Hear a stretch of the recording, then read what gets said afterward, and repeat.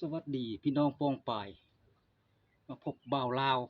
สิพาบักหุ่งมากินบักหุ่งพี่น้องหุ่งสุกๆโอ้นกเจาะบ่ล่ะพี่น้องเอ้ยมาเด้อมากินบักหุ่งน้ำบ่าวลาวเด้อทุกคู่ทุกคนเด้อพ่อแม่พี่น้องทางใดก็ได้พาไปได้นี่พาไปนี้นะโอ้ว้าวพี่น้องเนื้อแดงเลย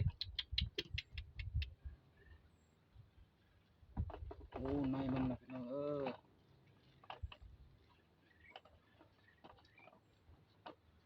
อันนั้นมันไม่ว่านไปปลูกใหม่พี่น้องนี่เนื้อแดงเข้มเลยพี่น้องโอ้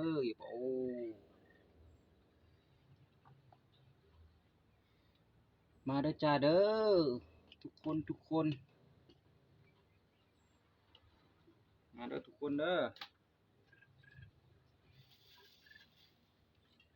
มากินน้ำข้าพระเจ้าบ่าวลาวพาแซ่บมาแล้วมาใหม่พี่น้องโอ้ยเนื้อแดงครับขนาดเลยพี่น้อง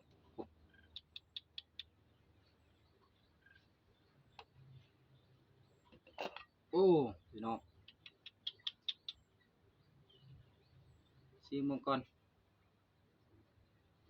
อึ๊บพี่น้อง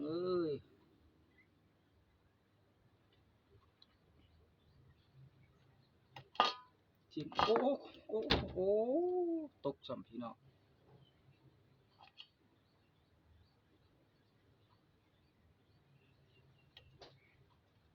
ชิมก่อนชิมมันสิหวานบ่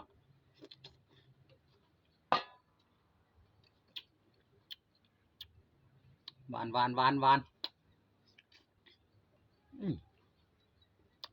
เยี่ยม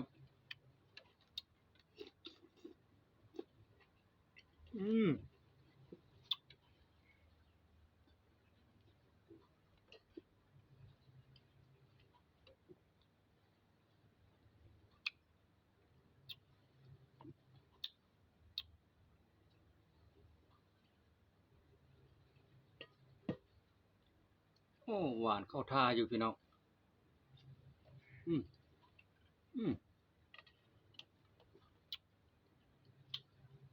อีนกเจาะมันโอ้นกนี่มากินมา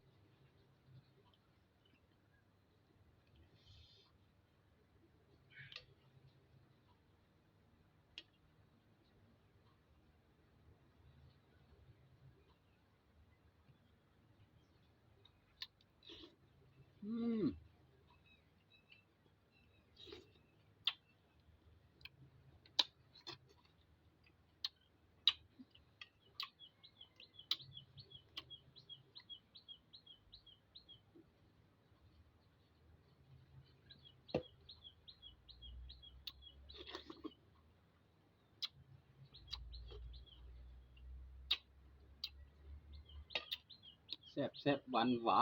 พี่น้องมาเด้อจ้าเด้อ